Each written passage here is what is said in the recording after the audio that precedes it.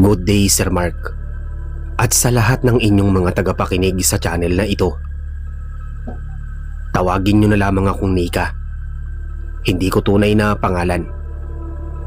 Sa ngayon ay dito ako naninirahan sa lugar ng San Jose del Monte, Bulacan, kasama ang mga magulang at anak ko. Nais ko lang ibahagi sa inyo ang kwentong hango sa tunay kong karanasan noong unang beses kong makapasok ng trabaho matapos kong makapag-aral. Hindi ko na lamang sasabihin pa ang eksaktong pangalan ng lugar kung saan 7-Eleven ako nagtatrabaho noon. Nang sa ganon ay respeto na lang po sa may-ari doon at sa iba ko pang katrabaho ng magpahanggang sa ngayon ay naroroon pa rin. Matapos ko kasing maranasan ang kababalaghang ibabahagi ko sa inyo ngayon ay umalis na rin ako doon. Nangyari ang karanasan kong ito taong 2013. Nang mga panahong yon ay kakagraduate ko lang at naghahanap agad ako ng mapapasukan kong trabaho. Kasagsagan kasi yun ng kahirapan namin at hindi pa ako pinanagutan ng magaling kong nobyo na nakabuntis sa akin. Hindi ko ipagkakaila, mga kasandata, na bago pa man ako makapagtapos ng pag-aaral ay nadisgrasya ako at sa kasamaang palad ay sa isang lalaki pa na walang paninindigan sa sarili. Kaya naman kahit wala pang isang taon ng anak ko ay nagsumikap na akong makahanap ng mapapasukang trabaho. Hindi din kasi nagsusustento ang tatay ng anak ko at hindi naman kami mayaman o mapera para ako na mismo ang mag-aalaga ng anak ko. Mabuti na nga lang at pumayag ang aking inang tawagin na lang nating Belen, na siya ang mag-aalaga at magbabantay sa anak ko kapag may pasok ako sa trabaho. Kahit na may galit ito sa akin dahil sa nagawa kong kasalanan, ay hindi naman niya matiis ang apo niya. Laking pasalamat ko din sa mga kapatid ko noon dahil pilit nilang inintindi ang kalagayan ko. At lahat naman ng tao ay nagkakamali. Nasa tao na lang kung papaano siya babawi sa pagkakamaling yon. Kahit na kakagraduate ko lang ay nahirapan pa rin akong maghanap ng mapapasukan na trabahong naaayon sa kursong kinuha ko. Halos lahat ng a-applyan ko ay kailangang may experience ka muna bago ka nila tanggapin. Dahil sa kailangan ko na agad na mapapasukan at mapagkakakitaan ng pera para sa panggatas ng anak ko. Nang mapadaan ako sa 7-Eleven bago sumakay patungo sa bahay namin, ay nakita kong hiring dito. Kaya naman agarang pumasok sa isip ko na mag-a-apply doon at nagbakasakaling makapasok ako. Matapos kong magbasa ng resume sa kahera, ay sinabi nitong tatawagan na lamang ako kapag nakapasa ako. Sigurado kang gusto mong magtrabaho dito? Dagdag pang tanong nito sa akin. Oo naman po, kailangan ko kasi ng trabaho. Nakangiting tugon ko naman. Napatango naman ito at napatingin pa sa kasama niya. Bakit po? May problema po ba? Tanong ko ulit. Wala naman. Wala. Mabilis na tugon nito at napapailing pa. Sige, hintayin mo na lang ang tawag at ire-review pa ng manager namin tong resume mo. Nakangiti nitong wika. Matapos yun ay nagpasalamat at nagpaalam na nga rin ako. Dumiretso na ako ng uwi ng araw na yon at wala talaga sa isip ko na matatanggap ako sa 7-Eleven na yon. Kinabukasan nga ay maaga pa lang may tumawag na sa akin at pinapabalik ako sa 7-Eleven na inapplyan ko. Natanggap daw umano ako. Dahil sa tuwa, ay nagkanda o gaga ako sa pag-aayos sa sarili ko para bumalik doon. Sakto kasing kakagising ko lang nang matanggap ko ang tawag at wala pa akong ayos dahil napuyat din ako sa pagbabantay sa anak ko. Ma, Alis na ako. Si Mikay, patingin na lang po ha. Wika ko sa aking ina at nagmamadali na akong lumabas ng bahay. Nang makarating ako sa sakayan, ay agad na akong sumakay at nagtungo nga sa establishmentong inaplayan ko. Makalipas ang mahigit 15 minutos na biyahe ng tricycle, ay nakarating na ako sa nasabing 7-Eleven. Pagkapasok ko ay sinalubong agad ako ng isang sales boy at iginaya ako sa may isang silid kung nasaan ang branch manager nila. Pinilit ko maging presentable nun para makuha ko talaga ang trabahong yun. Nakangiti kong binati ang manager at ganun din naman ito sa akin. Matapos niya akong interviewin ng ilang mga katanungan, ay sinabi na nitong sa susunod na araw lang ay mag-uumpisa na ako doon. Ngunit laking pagtataka ko nang sinabi nitong ako ang papalit na kahera sa babaeng nakausap ko. Nagre-resign na pala ito sa hindi ko malamang dahilan. Talaga ho? Nako, maraming salamat po. Wika ko. Madagdag ko nga palang all-around ang trabaho dito. Kahit na may sales boy ay lahat nakatoka pa rin sa inyong dalawa at pag-i-inventory. Siyempre pati ang kalinisan ng store na to. Wika ng kaharap ko. Opo sir, wala pong problema.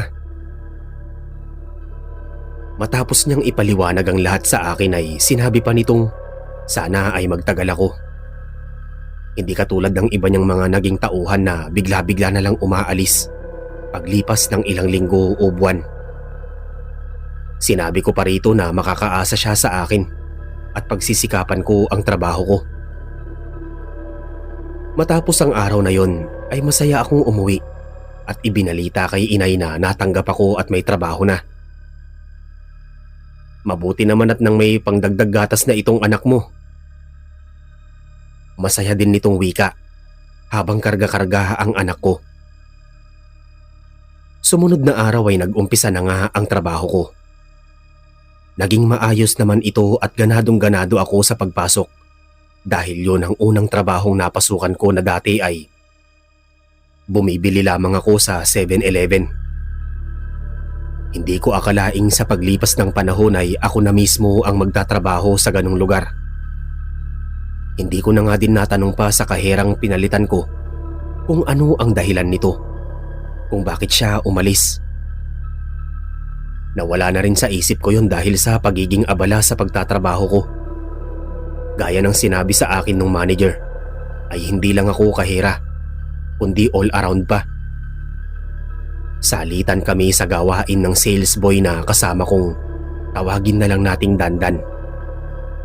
Mas bata ito sa akin. At gaya ko ay experience lang din ang kailangan nito, kaya siya napasok sa ganong trabaho. Mahirap talaga kapag wala ka pang karanasan sa pagtatrabaho. Akala nila wala kang alam sa lahat. Kaya eto, dito ako bumagsak.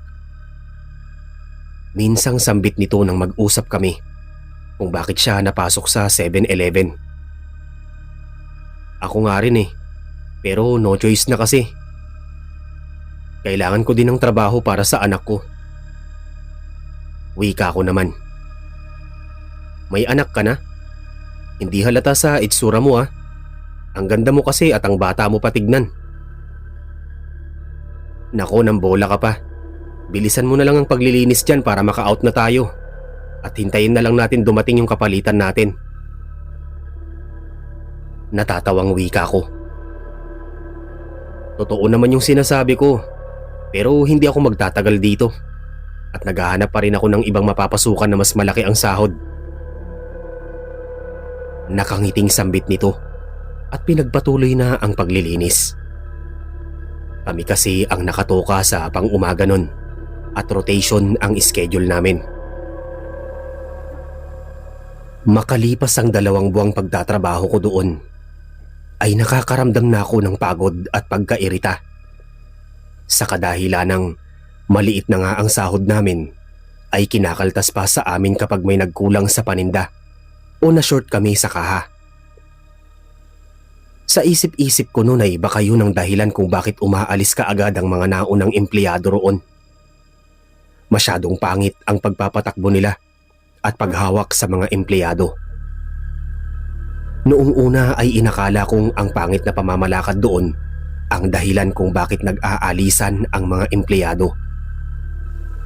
Subalit, nang matoka kami ng kasama ko sa panggabi, ay doon ko na lamang may kakaiba palang rason kung bakit. Isang gabi nun, habang nag-aayos kami ng mga produktong paninda ni Dandan, ay narinig naming bumukas ang pinto at may pumasok. Kaya naman bilang kahera ay nagmadali akong magtungo sa pwesto ko at tinignan ang pinto kung may tao ba talaga. Subalit lumipas na lang ang ilang minuto ay wala naman akong nakita. Saglit ko pang hinintay kung may babayad na. Pero makalipas ang mahigit 5 minuto, wala namang tao ang nagtungo sa harap ko para magbayad ng binili nito. Kaya naman nagpalinga-linga ako para tignan kung may pumasok ba talaga. Dahil dinig na dinig ko kaninang may pumasok at maging ang yapak ng suot nitong tsinelas ay narinig ko. Ayos ka lang? Kamuntikan na akong matumba sa gulat nang biglang magsalita si Dandan sa tabi ko. Nakakagulat ka naman. Bulalas ko sa kanya. Kanina pa kasi kita tinatawag. Tulala ka kaya? Sambit nito na ipinagtaka ko naman. Ha? Hindi ah. Ano kasi may pumasok kanina lang. Napansin mo ba yon? Takang tanong ko. Wala naman akong napansin. Baka antok lang yan. Magkape ka muna. Tugon nito. Hindi na ako nakapagsalita pa dahil tiyak kong hindi ako nagkakamali na may pumasok. Ngunit ipinagsawalang bahala ko na lamang yon at hindi ko na binigyang pansin pa. Nang mga sumunod na gabi ay nag-iba na ang pakiramdam ko sa tuwing papasok ako sa trabaho. Pakiwari ko ay parabang may nagmamasid sa bawat galaw ko. Ramdam na ramdam ko ang mga titig nito na animoy nanonood sa kaibuturan ko at nagdudulot yun ng kakaibang takot at kaba sa akin. Lalo na kapag mag-isa lang ako sa counter. Dahil sa hindi naman matao ang lugar na yon, ay bibihira lang ang mga bumibili pagsapit ng gabi. Hindi nga ako gaanong pagod kaysa sa araw na marami ang bumibili. Pero kahit ganun pa man ay kakaibang takot naman ang namumuo sa akin. Maging si Dandan ay nakakaramdam na rin ng kakaiba at hindi maipaliwanag na ayon dito ay parabang may ibang presensya sa loob ng 7-Eleven maliban sa aming dalawa. Maidagdag ko nga palang ng mga panahong ito ay walang security noon na magbabantay dahil ilang minuto lang din naman ang layo ng barangay sa mismong kinapipwestuhan ng 7-Eleven. Kaya hindi na kailangan ng magbabantay kung gayong malapit lang naman ang barangay. Hanggang sa dumating nga ang isang gabing hinding-hindi ko talaga makakalimutan sa 7-Eleven na yon. Dakong 12:30 na ng mga oras na yon. Nakakaramdam na ako ng antok dahil ni isa ay wala pang bumibili. Kahit na may mahinang tugtog kami ay hindi ko pa rin maiwasang tamaan ng antok. Hindi ko nga namalayang may pumasok na palang customer dahil inabala ko ang sarili ko sa pag-aayos sa kaha para maibsa ng antok na nararamdaman ko. Namalayan ko na lamang na may tao na nakatayo sa harap ko. Inilapag na nito sa harap ko ang bibilihin niya. Saglit pa akong nagpasintabi at tumalikod ako bahagya sa kadahilanang napahikab ako ng wala sa oras. Nang maibalik ko na ang tingin ko sa harapan, ay nagulantang talaga ako sa nakita ko. Sa maniwala man kayo o hindi, Sir Mark, bumungad sa akin ang itsura ng isang matandang lalaki na naaagnas na ang muka at gutay-gutay ang suot nitong damit na parabang pinagsasaksak ito. May bahid pa yun ng mga dugo at putok ang kabilang bahagi ng ulo nito. Kung saan nakita kong dumadaloy ang dugo patungo sa kamay niyang inaabot sa akin. Maging ang perang papel na hawak nito ay may bahid na ng dugo. Hindi ko talaga mapigilang hindi mapasigaw dahil sa takot at pagkagulat. Dagli-dagli pa akong napaatras at hindi ko na alam kung ano pa ang gagawin ko. Pakiramdam ko ng mga sandaling yon ay umakyat sa ulo ko ang lahat ng dugo ko dahil sa takot at hindi ako makahinga. Napabagsak na lang ako sa sahig nang hindi ko makontrol ang mga paa ko dahil nanginginig na ito sa takot ko. Napayakap na lang ako sa sarili ko at mariing ipinikit ang mga mata ko. Muli pa akong napasigaw nang biglang may humawak sa balikat ko. Nang akalain kong ang lalaking nakita ko ang humawak sa akin. Grabe talaga ang pagpupumiglas ko. Mabuti na lang at nagsalita itong siya si Dandan at pinakalma ako. Dahil kung hindi, siguradong tatamaan talaga siya sa akin.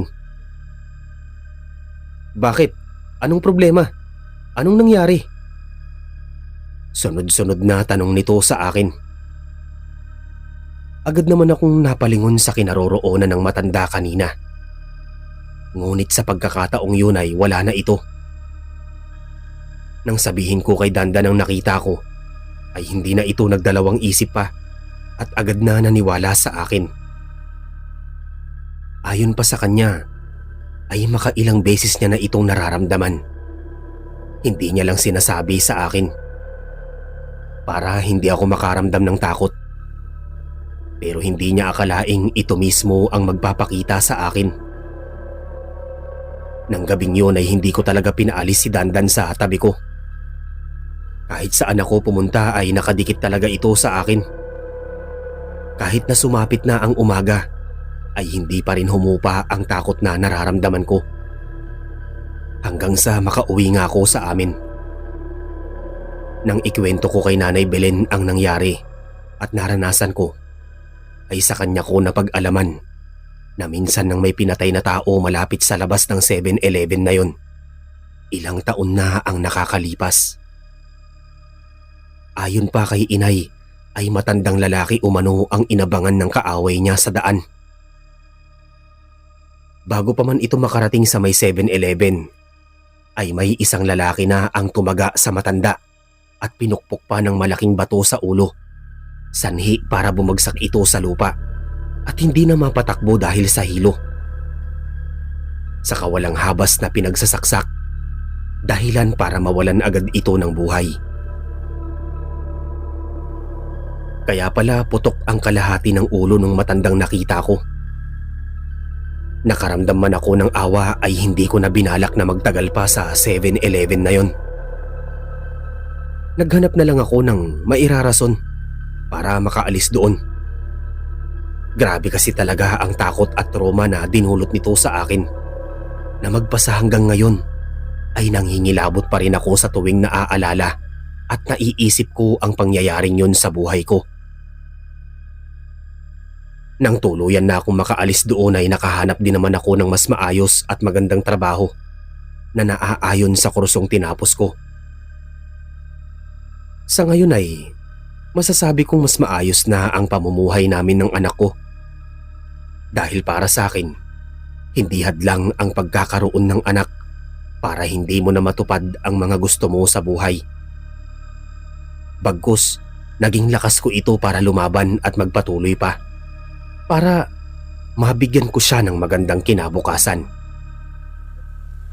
Hanggang dito na lang po ang kwento ko, Sir Mark. Maraming salamat sa lahat ng nakikinig.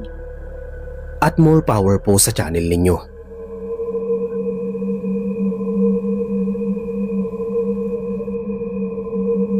Mga kasandata, maraming salamat po sa pakikinig ng kwento natin ngayon. Sana po ay nagustuhan ninyo.